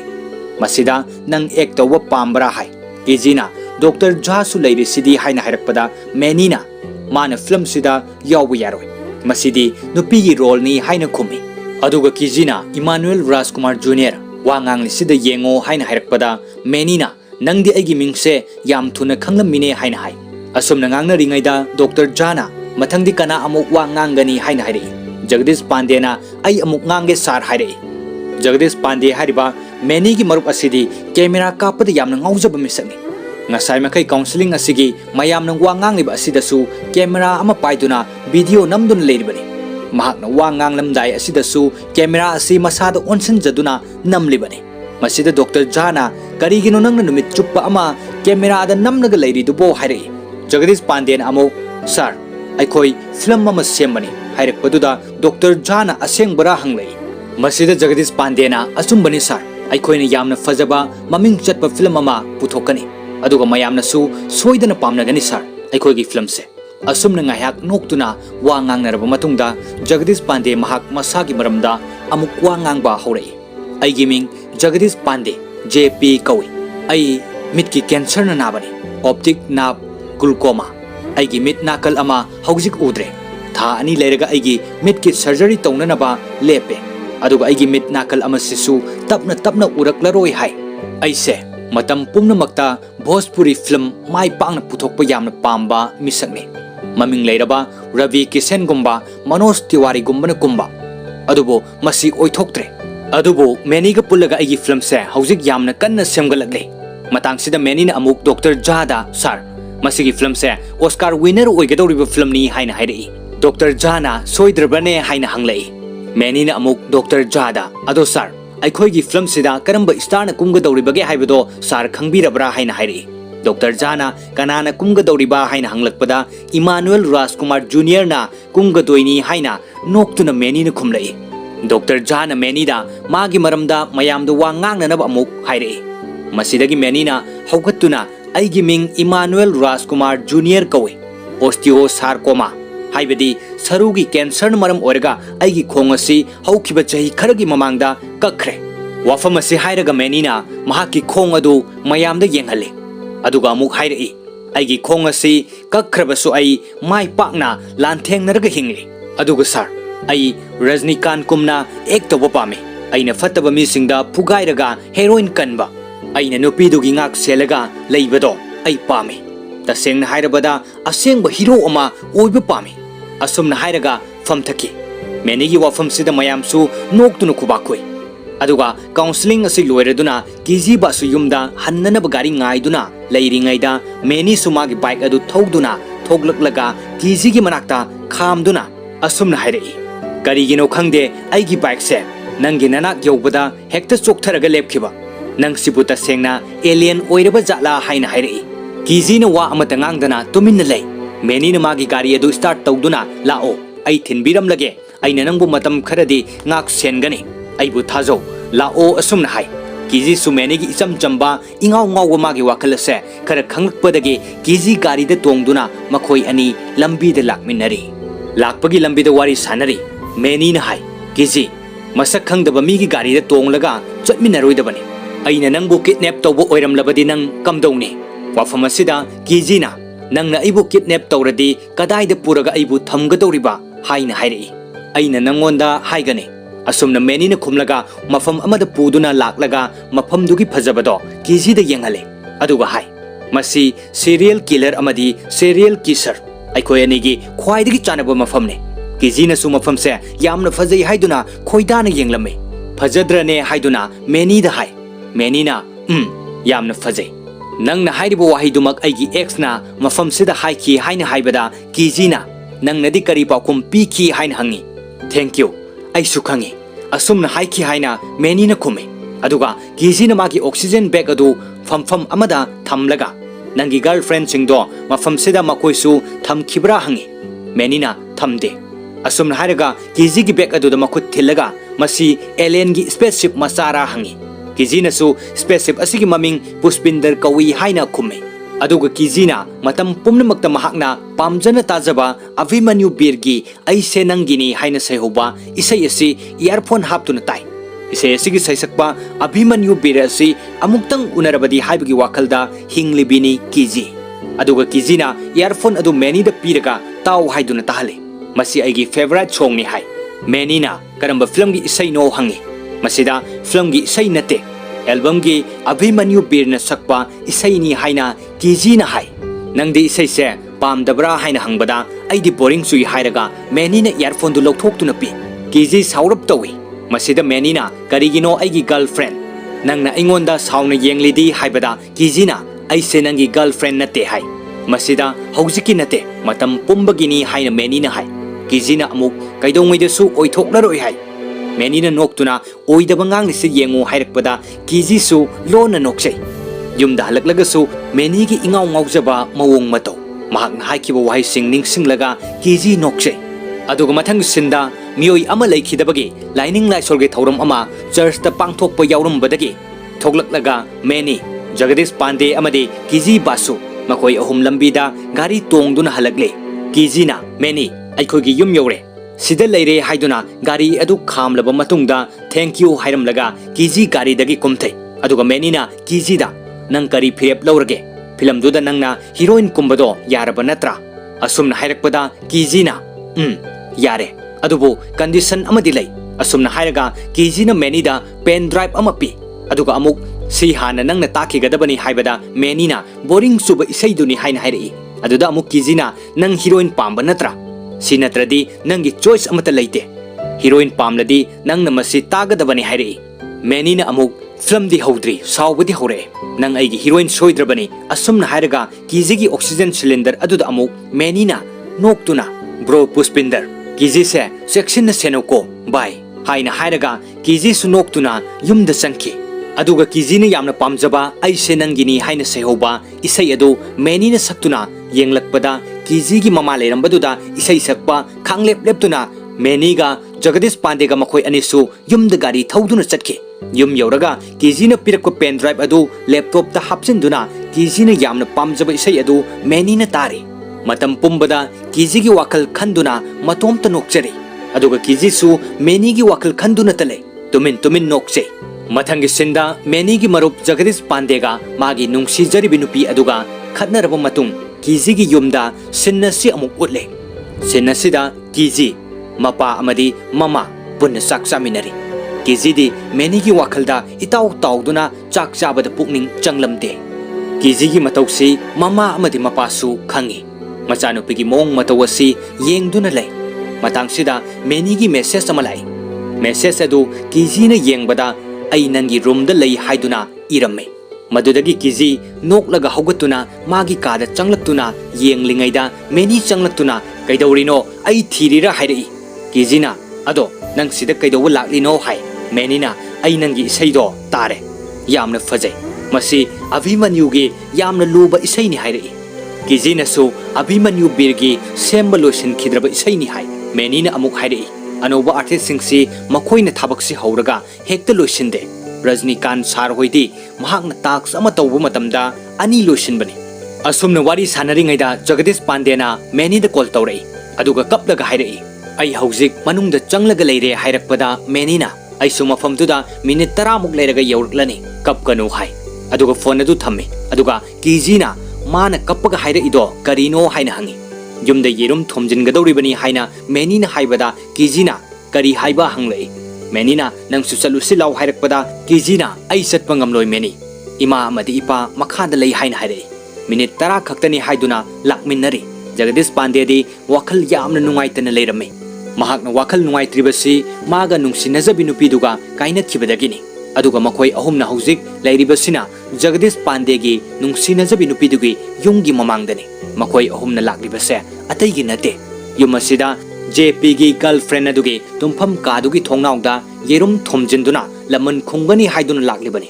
जगदीश पांडेनसु लमन खुमद्रि फावदी थामुइसे इंगलरोय हाइदुना थोंगनाउदा येरुम थोमजिली अदुगा कीजीदसु नंगसु थोमो हाइना हाइ थोंगनाउदा पाले हाइदुना हराउरिङैदा थोंग हांगदोक्तुना नुपीदुगी ममा ओइना थोगलक्लगा कैदौरिनो हंगलै मैनीना नुपीदुगी ममादुदा मैम नंगी नचा नुपीदुना अइगी मरुपसिगी थामोय काइहल्लमले अदुना नखोइगी युमसे थुगाइगे लाक्पने इमुंगदा चंगबिरो हाय अदुगा ममादु चंखिदुना लेप्तना थोंगनाउदुदा येरुम थोमजिले अदुगा मैनीना कीजीदा आई अभिमन्यु बीरगा उनरगा मागी लोइसिनदबा इसैदो लोइसिनहनबा पामी हाइरकपदा मदो ओइथो अरोय हाइना कीजीना हाइरई कैदौबगी ओइरोइदोइनो हाइना मैनीना खुमलकपदा कीजीना अइना कयारक हना उननबा होटनबदा उनबा फंगदना निंगबा कायरगा तोक्लबनी हाइरकपदा मैनीना मसक सुंखंग खंगनद्रिबा सुंगु उनद्रिबा फावबदा अरोइबदा लोइना उनरकपा ngaktani कैदौबगी उनबा फंगलोइदोइनो हाइना हाइ अदुगा कीजीना आई करंबा मतमदा फिल्म नंबा हौदोइनो हाइरकपदा मैनीना हराउना जगदीश पांडेदा अखोइगी हीरोइन लेरे कीजी बासु ममिंगसे ताबदा लैबाक पुंबा ममिंग चटकदोइनी हाइना असुमना हाइबदा जगदीश पांडेना अदुग याम फतबा नखोइ मफमसिदा आइगी लमन खुंबा लाक्पिरिरा नत्रगा नखोइ अनिगी नुंगसी वारी सानबा लाक्तिरा हाइना हाइरकपदा मैनीना सोइख्रे असुमना हाइदुना कीजी थोमसे हाइदुना येरुम पाइदुना अमुक थोमे अदुगा मथंगी सिंदा मखोइगी फिल्म शूटिंग हौननबगिदमक फिल्म अदुगी मागी मागी सिनसिंग अदु चेदा इथोक्तुना थेतुना थम्मे थेतलिबा चेसिंग असिदा येलो कलरना हाइलाइट तौरिबा सिंग असिना मैनीना कुंगदौरिबा सिनसिंगनि अदुगा ऑरेंज कलर असिना अइना कुंगदबा सिन्नी हाइदुना जगदीश पांडेना कीजीदा ताकले अदुगा मखोइ अहुम मागी मागी मोड फोंदोकनरक्तुना वारी सानरबा मतुंग शूटिंग स्पॉट जगदीश पांडेना Rajni arrives dreams revive film असिगी shot number 1 take number 1 action हाइरगा मैनीना एक्टिंग तौदुना फिल्म असि नंबा हौई तोंगान तोंगानबा स्पॉट सिंगदा चत्तुना हराउ तयामना मखोइ फिल्म शूटिंग असि मखा चथरे अदुगा शूटिंग सिन असि लोइसिंदुना बैकग्राउंड दा कीजी की खोंजेलदा वा ngangle अदुगी मतुंगदा अखोईगी अकीब अवाबा मा लाखे जगदीश पांडे की मिट की ऑपरेशन तौखी अदुदगी महाक मिट अनिमक ओखिद्रे अदुबो पुमनमक ओइरबसु अखोईना फिल्म असिमदी सोइदना लोइसिनसि हाइदुना अचेतप फिरेप अमा लोमिनखि अदुगा मथंगी सिंदा अतोप मियोइना कैमरा फाइहंदुना फिल्म शूटिंग अदु मखा चथखि केजी बासुदी हक्सांगी फिवम सुखर फत्तबना शूटिंग मनुंगदसु यामना तोइना हॉस्पिटल दा मसा येंगथोखि असुमना मथंगी सिंदा केजी बासुगी युमदा उडले सिन्नसिदा केजी मपा मदे मेनी पुन्न चाक चामिनरे अदुगा केजीगी ममाना अवाट अपा हापना हापना मेनीदा नंगदी करी थबक तौरिनो हाइना हंगलकपदा मेनीना आई एस्ट्रोनॉट नि मथंगी चयोलदा आई नासादा चटकदोइनी हाइरकपदा मपासु केजीसु ममित लाउथोक्तुना येंगनै ममानसु ngakna kari nang scientist ne haiba haina hanglai masida menina amuk nateda aigi ipadu paisa yamna paiba misakni aduna aina thabak tawbagi kanaba leite haire meni gi wafam sida kiji gi mamana amuk thabak ama toksin badi phai nahak pikta pikli ba angang su oidre asumna hairam laga atopa kada sangki aduga kiji na amuk meni da kari gi no nangna phagi tawri dubo haire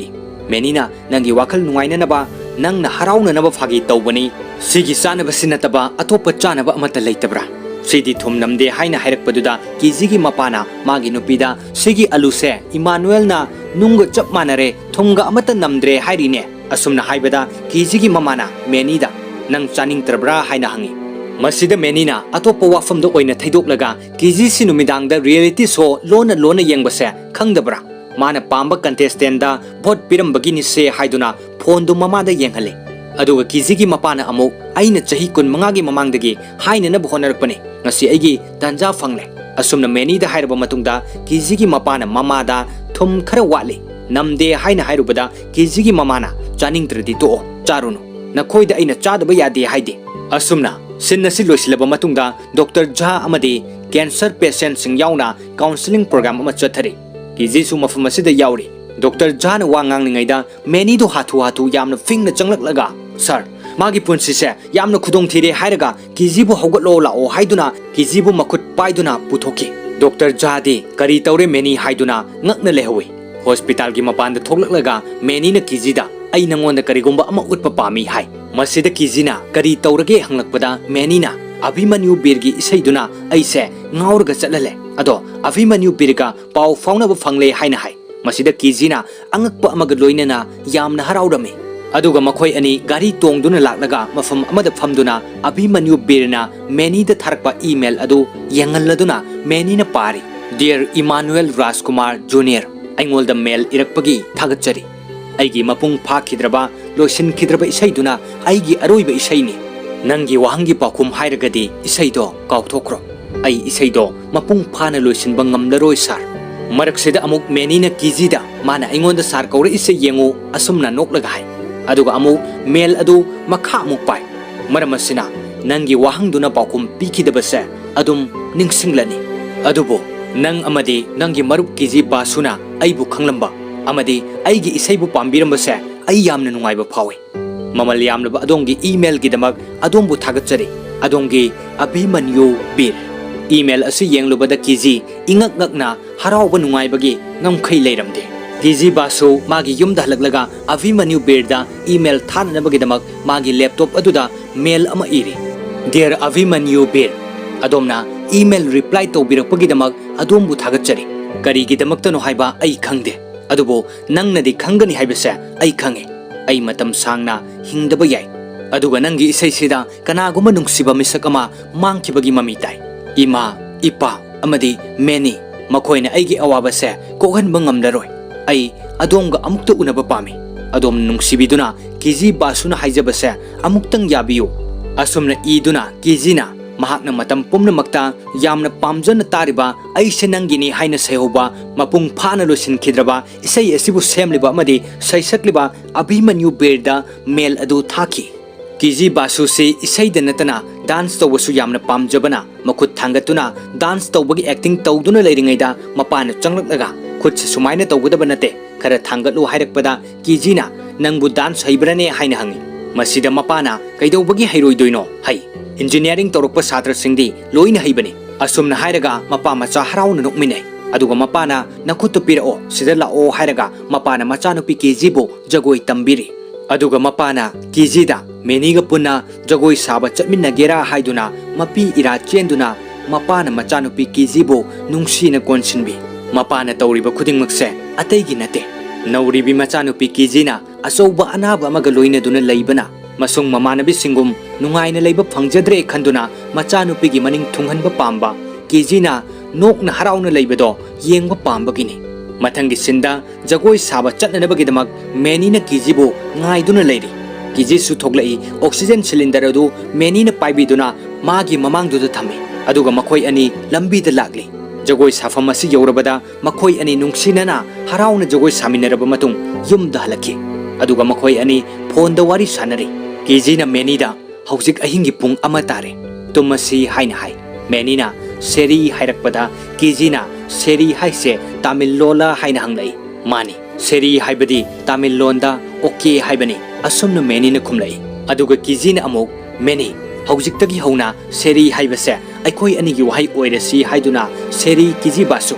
seri Emmanuel Rajkumar Junior asumna hainaduna harau harau wari sanaduna phone adu thamnaki nongaladuna kijina tumba hogolakpada mahaki phone da mail ama lakpagi notification ama laki masidagi mahakna laptop ta oina hangdoktuna yengbada Avimanyu Birna mail adu asumna iraklami Dear Miss Basu nangi wahangdugi paukhumdo aina mail da pibada khara lugadawri karigumba matamda achumba asengwa wahai singna nangbu na thoktuna chening hangani adubo nangna Paris ta laklabadi soidana unasi adongi Avimanyu Bir Melasi paduna haraunu mama amadi mapabu kaubada mapana pakana kari taurabano haiduna sensilai Avimanyu Birna tharakpa mel adu yenganduna amuka supaduna mapada tahale kiji harau bagi ngamkai leiramde aduga mamana kiji nangna meniga Paris ta chatpa yaroi nangna mabu masak fajana khangbusu nate asumna hairakpada kiji na mamada amu ima nangna di mabu masak khangloi asumna hairei masida mamana khara saurapna karino nangna hairise nangna ingonda haina na bohona rise karino asumna hairakpada kijina ima yamna ka hena sawgalakanu hai mamana aina hairi singse serious oina haibani ka hena sawgatpa fingatpagi wanate nangsu amukta khalu nakhoi ani chatpa matamda nangi punsido kari thokani haiba ngamra asumna hairei aduga kijina mapagi manakta sangsinduna papa ai Paris ta chatpa pami ai Paris ta chatke haina hai mapana asumna amo kiji nangi imana hairiba singsisu chumme nangna tomta kamdongna chatkadoribano nangi nasado lam sangna chatpada wagani ngamloi haina harakpada kijina papa ai isase karisu tawtre asumna hai mapana amu phare adudi nangi nasado chatpa yagadra haibadu doctor jaga amutang tanaraga yenglasi mahakna karigumba ayabado piraklabadi chatsi haina harakpada kijido sauduna hogotlaga chatki aduga mamana mapada amu karino nangna nachanupida hairibadubo Dr. Jana chatpagi ayabado piraklabadi karino aikhoina tawdusibo asumna hairakpada thoglakpa khudingmakto thengnaba tabani haina hai aduga mathang sinda hospital da chatuna Paris chatnabagi matangda Dr. Jaga wari sanari Dr. Jana hai nakhoina chatpagi matangse aina haiba ngamde masida kijina doctor na aigi PET scan gi report tu normal oire hai khitaine asumna hairakpada Dr. Jana aina haibadi report yengba matamduda cancer do khara control tawraga leire haibani asumna hairei kijina amuk doctor aina chatoisi numit kharani khaktagini ai mafamduda matam pombagi oina leigedaba nate asumna hairei adubu aina nangwanda nangna tomta chatpagi ayabadudi piba ngamloi haina Dr. John hairakpada kijina ai tomta chatkadaba nate meniga punna chatminagadabani hairei wafam sitabada Dr. John kari meniga chatminagani haiba nanga meniga nakhoi ani khak chatkadaba oirabadi aina ayaba piba sungam ngamloi adubu condition amadi lei karamba condition no hairgadi nangi imaga nanga punna chatminagadaba oirabadi aina ayaba piba ngamgani asumna hairakpada kijina mamagi manakta changsinduna harauna imaga aiga chatlage papa masigi idea sina khwaidagi phare ima nang Paris haiba mafamdo amuk phau uram khiroi hai mamana karino aina mafamduda chatlaga tawdoisibo asumna haiduna sinnadu losin khiduna kijigi yumdani amuk ulaklibase kijina phamduna leiringaida menina thongthilai masidagi kijina thong adu hangdokladuna meni imungda changlaklaga hello kiji basu hai kiji su hello junior hai aduga meni na magi phone adu kiji da yenghanduna Paris chatnabagi ticket book tawre जमशेदपुरदगी Ranchi फावबा हाना चटलनी रांचीदगी दिल्ली फावबा अमुक अदुगा दिल्लीदगी Paris तमना straight चटकदबनी असुमना हायरमलगा many युमद चटख्रे केजीदी Paris चटुना महाकना यामना पामजबा सेम्ब लोसिनखिद्रबा इसै अदुबो सेमलिबा अमदी सैसक्लिबा Abhimanyu बिरिगा सोइदन उनब फंगनी हाइबगी वाखलदा हराउब नुंगाइबना थुमतलमै अदुगा background KG की खोंजलदा अमुक वा nganglagli मेनीना इबो मतम पुमनमक्ता आइगी माइथोंगदा मिनोक तमले महाकसे आइगिदी थामोइगी लैनानी अदुगा खंगौदना KG की हक्सांगी फिबम असि का हेना सोक्सिलपन मरम ओरगा केजी हॉस्पिटल दा पुखतुन लाइकनकी केजी की ओइरक्लिबो फिबम असिदा केजी की ममा अमदी मपा हाइनिंगाइ लैतना अवाब ओइरमे पीना अरोय अखम नाइदना सिंथकी कोना थंगदा केजी ज्ञान लाक्तुना हक्सांगी फिबम खरा फगलकपदा मपा अमदी ममा खरा मकै हराउजकी अदुगा केजीना मपादा मेनीदी हाइना तपना हंगलै मा मपांदा ngaiduna lehori mana nang unaba pami haina mapan haibada केजीना मंगक अदु हाय अदुगा मपादुना मपानदा थोलकपदा मेनीना चंगसिनदुना केजीदी कमदौरे हाइना हंगी मपानसु फगले अदुबो माना नंगबु उनबदी पामद्री हाइना हाय असुमना मपाना हायरकपदा मेनीना आई मागा उनद्रबसु आई मफम असिदगे आई चलोय हाइना हायरगा फमदुना लै मसिगी मतुंगदा केजीसु हक्सांगी फिबम खरा फगलक्तुना हॉस्पिटलदगी युमदा हलखि तुमलमदाइदा मपाना मसानुपी केजीगी मनाक्ता चंगलक्तुना मसाबु यंगसिनबिरी तंजासिदा मेनीना केजीदा कॉल तौरई केजीना फोन पाइखतबा अदुदा मपाना मेनीगी कॉलनी तौरक्लिबदो हाय केजीना आई सुखंगी पापा आई हौजिक हक्सांग खरा नुंगाइत्रि अदुना फोन पाइनिंगते हाय अदुगा मपादुसु चटख्रे कॉल अदु हंजन हंजन तौरक्पदगी केजी फोन अदु पाइखतले केजी बासु नंग नसा नुंगाइरबरा हाइना मेनीना हंगलै केजीना इसासे इनुंग नुंगाइत्रि हाइना खुमे मेनीना हौजिक नसादु करी तौगे हाइना हंगबदा केजीना हाइरई आई पेरिसदा चटप पामे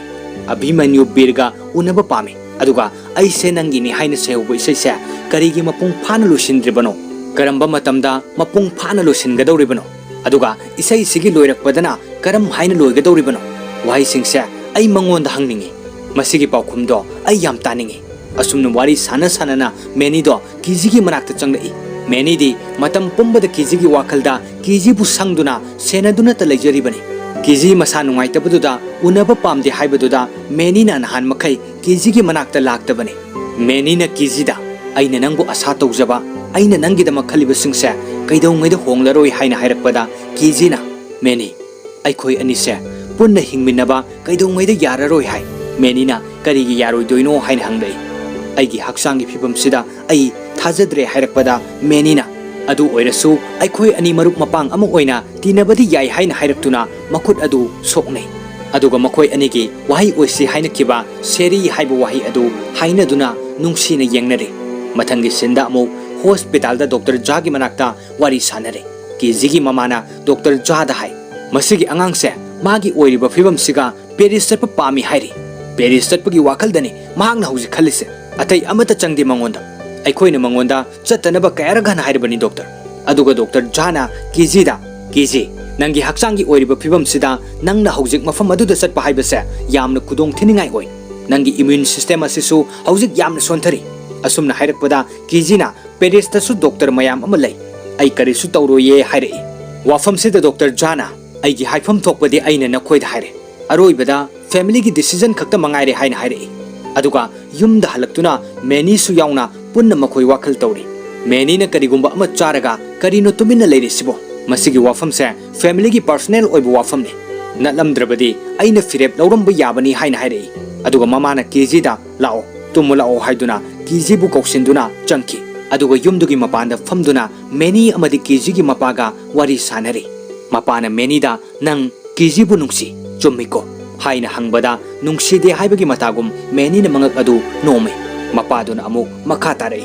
आई खंगे नंगना माबु तसेंगना नुंगसीजै हाइबा नंगना खंजरिबा नंगी वाखलोनसिंगदो आई तसेंगना नंगबु यानिंगी अदुबु मागी हौजिक ओइरिबा हक्सांगी फिबमसे याम लुई केजीसे खरा सुपंगजबनी अदुगा मेनीना अमुक हाइरई आइगी खोंग ऑपरेशन तौबु मतमदुदा आइगी इपादा आइना आइगी खोंगसे कक्पीगनो आइगी खोंगसे कक्खरबदी मतौ करमना आई बास्केटबॉल सानगनी हाइना हाइके अदुगा आइगी इपाना आइंगोंदा करिगुंबा खरा हाइरई नंग पंगनो हाइना आई पंगलंबदी याय अदुबो मिकुप्तुना आइगी पुंसीसे पुमहोंग होंगनकी आइगी ऑपरेशन लोइरबा मतुंगदा आइ बास्केटबॉल सु सानकी अदुबो हानगुमना आइ हई सिंगबदुदी उथोकपा ngamखिदे आइना चोंखटपा मतमदा नुंगाइना चोंबा ngamदे आइना कन्न चेलिङै मतमदसु आइसे चेलिबनि हाइबो फाउ खंगलक्ते गेम अदो माइथि हले अदुगा करिगुम्बा मरक्ता माइ पाकपा यौरकपदा माइ पाकले हाइबगे नुंगाइबा अमता फाउखिदे आइंगोंदा मपुंग फादबा अमदे अदुम फाउजे अभिमन्यु बेरगी इसै अदुगुमना आइगी मंगलान आइगी आशादे यामना चावे अदुबो आइगी मंगलान सिंगदो मंग फाउनबदी ngamखिद्रे किजिगेसु मागी अपिप मंगलान अमा लेजे तसेंग मागी अपाम सिमदे आई थुंगनबा पामे आई खंगे महाक हक्सांगी फिबम फत्ते हाइबा महाकी लैरिबा कंडीशन असिदा पेरिस ता चटपदा खरदी खुतोंग चाबो वाटकनी अदुबो केजीना पामजरिबा मंगलान दुमदे मंग फाउनहनबा पामे असुमना हाइरकपा मेनीगी वाइ सिंगसिदा केजीगी अपोक्पा मपादो मपी इरा चेना खंगजिनजै अदुगा मथंग उलिबा सिना केजीगी ममा अमदी मेनी मकोई अहुम पेरिस ता चटबगीदमा केजीगी मपाना एयरपोर्ट ता थिलकनी अदुगा मकोई अहुम पेरिस खोंगचितकीदमक जमशेदपुर थादोकी मकोई हौजिक पेरिस की लैमाइदा थुंगलरे लंबीगी नाक येत लैबा मफमसिगी फजबसिंग येंगदुना taxi तोंगदुना चटली असुमना लाकपना मखोइना लैगदब hotel अमदा हौजिक थुंगलरे अदुगा KG बासुदु dress होंगदोक्तुना थोलकपदा ममाना यामना फजै नंगना उनबा चटकदौरिबसे Abhimanyu बेररा नत्रगा मेनीरा हाइना नोक्तुना हाइरई किजीसु ममागी Waheeda नोक्सै अदुगा अमुक मखा तारई नंगना सेलिबा ड्रेस तो नंगना चही निपान मुक सुरकपा अदुवाइदा यामना पामजना सेटकिबा ड्रेसनी नंगना नुमिदांग वाइरम खुदिंगी अदुदा अदुम सेटकी नंगना मदुगी ड्रेस तो यामना ngauजबने अदुगा किजीना ममादा अदुगी ड्रेस तो आई याम ngauजे मरमदी इमा नंगना आइगिदमक्ता तुबिखिबा ड्रेस ओइबनिना असुमना हाइनरबा मतुंग ममा मसा फागी कयासु तौनदुना नोकमिनरमे मसिगी मतुंगदा किजी मेनीगा लोइनना सैसकपा अभिमन्यु बेर उनबा लागे मखोय अनिना लाकपा मतमदा अभिमन्यु बेर अदु कोल कॉफी अमा थक्तुना लेरमे अहानबो उनबा मक्तदा अभिमन्यु बेरना कोल कॉफी थक्पा पाम्बरा हाइना हंगलै मखोय अनिना थक्निंगते सार हाइना खुमी अदुगा मखोय अनि अभिमन्यु बेरगी मनाक्ता संगसिनदुना फमे अदुगा अभिमन्युगी लाकमिन्नरिबा मियोइदुना हाइरई अभिमन्यु से अल्कोहल सिजनदे कोल कॉफी से खक्तने महागना थक्लिसे अदुगा अमुक अभिमन्यु बेरना मखोय अनिदा अल्कोहल से लिवर की दमक यामना फतबा पोनी नकोइसु थक्कनु हाइना हाइरई मेनीना सर किजी बासु से सार की बिग फैन ही हाइना हाइरकपदा अभिमन्युना नंगना कनागी फैन हाइना हंगलै रजनीकांत किनी हाइना खुम्मे मसिदा अभिमन्युना आइसु रजनीकांत पु यामना पामजबनी हाइदुना रजनीकांत के एक्टिंग तौतुना फागीसु तौरमे मतांगसिदा किजी बासुना सर ऐसे नंगिनी हाइबा सारगे एल्बम इसैदो आइगी ख्वाइदगी पामजब इसैनी हाइना हाइरकपदा आइगी सुनी हाइना अभिमन्युना खुमलै अदुगा मुक किजीना मखा तारई करिगिदमक इसैदो सारना मपुंग फाना लोइसिनद्रिबनो हाइना हंगलै अभिमन्युना मरम अमना इसैसे मपुंग फाना लोइसिननबा काउथुकनख्रे हाइना खुमै अदुगा नोक्तुना हौगटलगा लैखे अभिमन्युगी मौंगसिदा थवा सादबा मानखिनी खंदुना लाकमिन्नरिबा नुपादुना नखोय करिसु खनगनु मसी मागे हैनबी मौंग मतौनी हाइना हाइरई अदुगा अमुक किजीना सर अमुक्तदी हाइबियो हाइना हाइरकपदा अभिमन्यु बेरना अमुक चंगसिलगलगा फमदुना हाइरई आइगी इपाना आइगी इमादो हाटके अदुगा फागी तौबनी हाइदुना अमुक नोक्थोरकलगा आइगी इपागा इमागा अनिमक नोंगाख्रे हाइना हाइरकपदा किजीना सर फागीदो अमुक्ता लेपिबा यागद्रा अइखोय सारबु उननबगीदमक इंडियादगी मफम असिदा लाक्चबने मिनट अनि खक्तंग पुकनिंग संगना तसेंगु पाखुमदो पिबियो असुमना हाइरगा किजीना अभिमन्युदा हंगी सर करिगिदमक्ता सारगी इसैदो मपुंग फाना लोसिंद्रिबनो मसिगी इसैसी मपुंग फानबा इसैसीगी अरोइबा सरुक्ता करी मरम लैबनो अदुगा कनागिदमक्ता इसैसी सारना इबिखिबनो अदोमना महाकपु तसेंगना नुंगसी हौजिकसु नुंगसिरिबा नत्रा अदोमना नुंगसिरिबा मिसक्तुना लापना चटखिबदा काइनखिबदा अदोम हराउना लैबा ngambibra असुमना हंगलकपदा अभिमन्युना नंग खंगब्रा सीख्रबा मतुंगदा करी तौई हाइबा किजीना खंगदे करी तौई हाइना खुंबदा अभिमन्युना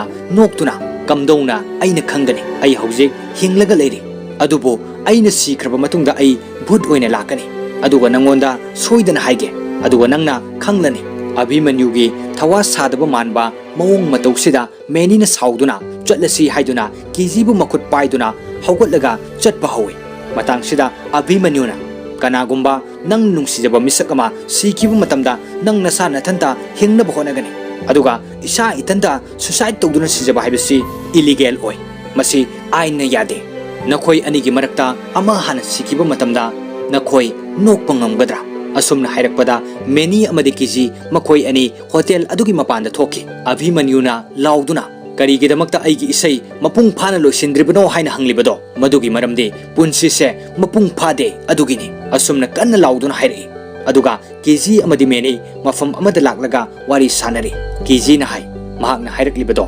achumbane mipum khudingmak magi nungsinajaba misakto mangkiba matamda kaidongoida harauna leiba ngamloi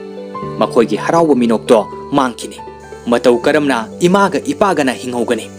nangna matau karamna hinghogani achumbane punsi se mahaki isaigumna mapung phade wafam sida menina aina nangi damak isaidu mapung phana loisingani aduga aina isaidu sakpa yai hairakpada kejina masi phagi nati hai menina no o haina hai aduga film asigi ningthi jarba isai amaga loinana keji mama amadi meni makoi ahum paris ki tongan ba ningthi jarba mafam singda chatuna yengle masigi matungda keji amadi meni mafam amada laktuna wari sanari keji na hai Emmanuel Rajkumar Jr. aigi oxygen bag puspinder sina aigi lungs ki damakta tangai fadaba yaudaba yadaba amani aduga nangna aigi thamoi gi tangai fadaba amani nangna inakta nakna leiba matamda matam pumnamakta aigi thamoi gi mihulse fajan bangamdana kanna chongi Emmanuel Rajkumar Jr. ai nangbu tasengna nungsi kijina asumna hairakpada meni do makok lukthaduna mapi ira cheladuna lei kijina nang kaidorage aingon hair o hain hai menina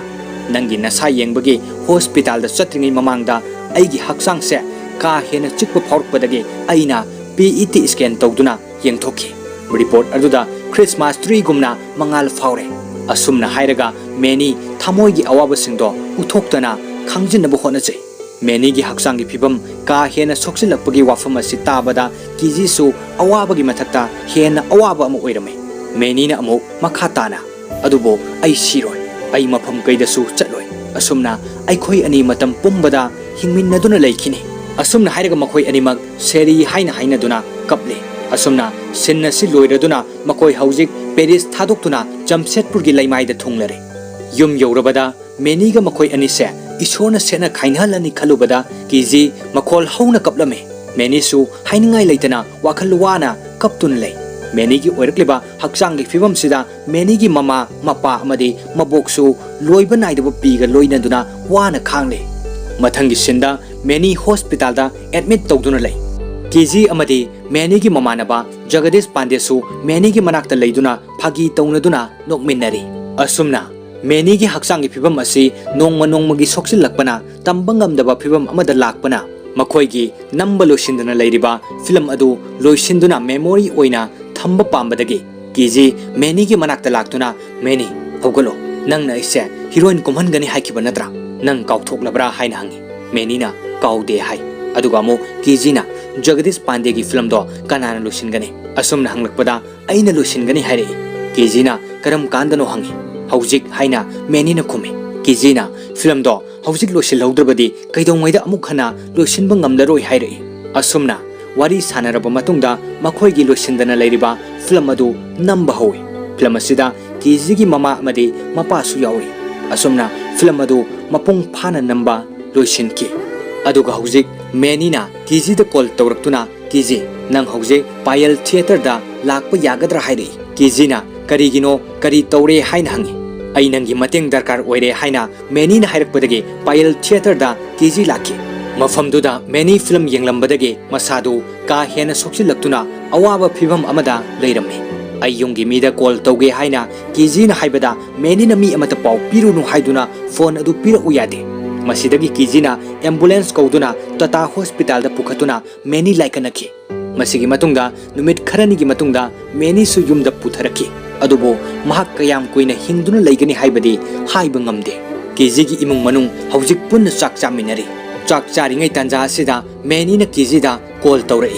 aduga meni na kiji basu aina nangonda haikibado aina siraba matungda aigi sibagi thoram pangthokpada nangna aibu thagatpagi wahai ngangadabani haidana ngangnanabu wado nang karimata iraga thamdribra haujik church ta lao haina hairei masidagi chak charambadagi kiji haugatuna meni ki manakta church ta satki Mafam asida hojik Jagadish Pandey su leiri. Mahakti mamit animak udrabanina menina khongkap mangarak thango aduga yetlomda chumna chatlo haiduna taklaga wangang pham stage aduda kakhale aduga yaure haina amuk hai kiji su mafam asida hojik yauraktuna kari taurino haina hanglei Jagadish Pandey na menida kiji da su haikro kari taurino haibado asumna hairei aduga menina kiji da aina sirabu matungda pangthokpa thauramdo ai isa yawo pami adum oinamak ai mafam swaida भूत ओइना चलगा अदुम लैगनी अदुगी हौजिक preview तौबनी हाइना असुमना हाइरगा जगदीश पांडेदा ngang हौरो हाइना हाइ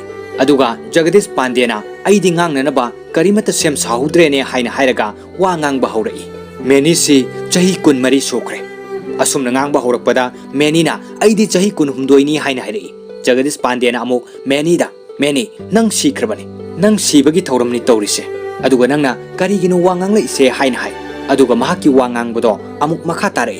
मेनीना चही 18 सुरकपदा आइगा मागा थेंगनखिबने महाकसे किलरगी मिनोक नोही आइगा मागा उनबा मतमदा आइसे माना पुंगसुम सुमतकी आइगी फैमिली से बिहार दले मेनी अमदी महाकी इबोकना आइगी दि मफम सिदा इमुंग मनुंग ओइना लेबने आइगी असेंगबा इमुंग मनुंग दगिदि मखोइना आइबु नुंगसिबिबा खनबिबसिना याम हेले करी करीगुंबा मतमदा आइना खलाई आइगी मिट अनिमक उखिदबसे मसीना ख्वाइदगी फरबने हाइना मरमदे आइगी नुंगसिरब मरु मेनी लेत्रब ताइबंगसे आइना अमुक खना उबो पामदे आइगी मिट अनिमक उखिद्रे अदुबो आइना मिट उरिङै मतमदा उखिबा मेनीगी सक्तमदो आइ मतम पुम्नमक्ता कावबो लेतना निंगसिंगने महाक्ति आइगी थामोइगी असेंगबा ख्वाइदगी नुंगसिब मरुपने Emmanuel Rajkumar junior माबु निंगसिंगलुबदा I थामोइसे पुबो ngamde matangsida aigi wangangbasi loisinjari asumna hairaga Jagadish Pandey do makhadu kumtharei aduga menina kiji basu nang amuk wangango haiduna kiji na amuk wangang bhaurei aina Zambia dagi Jamshedpur da honglakpa matamduda ai yam sauki aduga akiba su phauki maramdi aina khale aigi nauriba punsida karigidamakta oxygen bag pushpinder hapagi tangai fadribano haina ai angakpaga loinana akiba phaurame aina sikraba matungda aigi ima amadi ipana kari ohogani adubo ikhang khangaudana nongma aigi punsida meni laki aiga ahanbu unaba matamduda lambigi mataida dance togduna leirame mangondagi hena nungaiba mi amata aina thengnakhidre mahakna matam pumnamakta phagi togduna aibu nokhale aduga aingonda punsise matau karamna hingani haibadusu tambirame adudagi tapna tapna aigi maramgidamak mahak hinglamki asumna mahak aigi punsida yamna thuna laklamdaga yamna thuna amuk mahak hankre amuk hana hanagumna ai ithanta thadoktuna thambiramle asumna hairaga kiji phajinba ngamdana kapjari menisu Jagadish Pandey su wahi singsitapada thamoi sokna nungaitana lei asumna wangangba asi loisinki masigi matungda background da kiji gi khonjelda amuk wari liri aduga church da Jagadish Pandey meni amadi ai aikoi ahum punna unaduna wangang nang khiba numittugi numit nini subada aikoi khuding mapu thamlamlaga meni taibang pal thadoktunu chatki aduga mahakna chithi ama iduna thamlame kiji thaina mamangai ngallingai matam amada ningthaugi machanupa amaga ningthaugi machanupi amaga leirame